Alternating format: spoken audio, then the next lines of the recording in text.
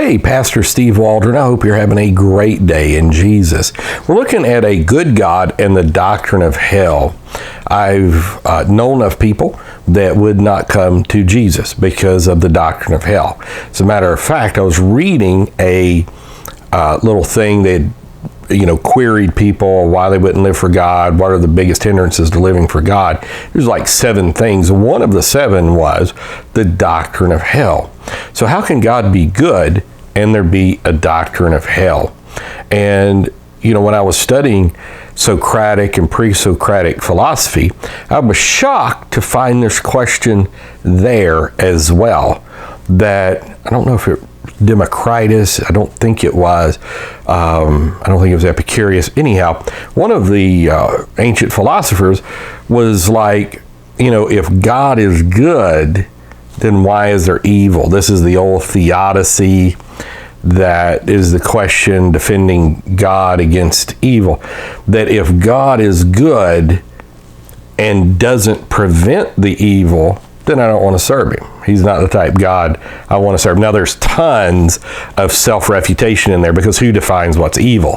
Hitler defines evil one way, Stalin defines evil one way, Lenin, dictators tend to define evil, whatever's against them, and Mao and all of this, they're going to define evil in a certain way. So there's a lot of self-refutation in here. So it's a presuppositionalism that we have a conscience and we all think some things are good, even though we don't. I mean, there are 250,000 people at the time to Tenochtitlan or Quetzalcoatl, Tenochtitlan and all this, hearts taken out and all this, follow the signs, that, there's going to be rain if you take out these beatings. And so not everybody has a same concept of that which is good, but there is a conscience. Romans 1, we see that.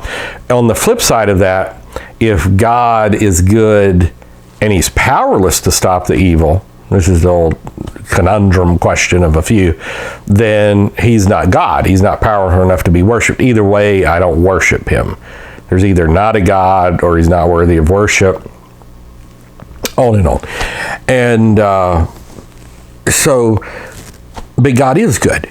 And one of the things about the doctrine of hell that I think C.S. Lewis brings out so good but I've never read anybody or heard anybody do it as eruditely and concise as Lewis, that this is social justice, that everything is made right forever, that nobody's getting away with anything.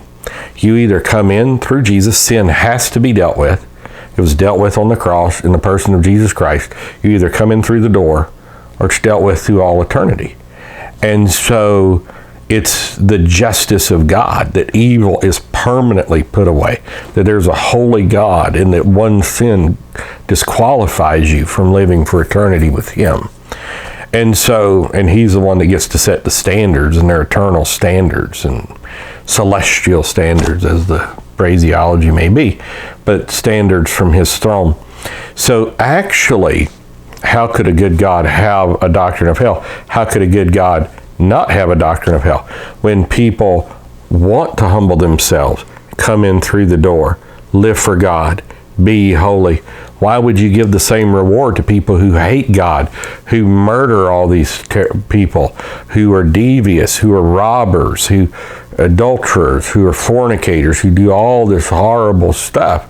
How could you give them the same reward? You could not. He would not be good. The goodness and grace of God gives them the opportunity to salvation, but he would not be good if he saved them and let them keep doing. With the grace of God, shall we continue in sin? God forbid. So that is the doctrine of hell and the goodness of God actually go together, that God is so good that he deals with evil for eternity. Satan is shut up, the false prophet, Antichrist, all evil get punished for eternity, and all because they rejected the grace of God, which is available to all men.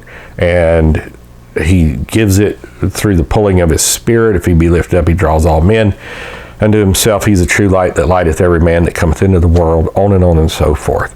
So all have the opportunity to respond to the goodness of God and to come in through Jesus Christ. As they respond to what they know, God will send the gospel, which is saving to them.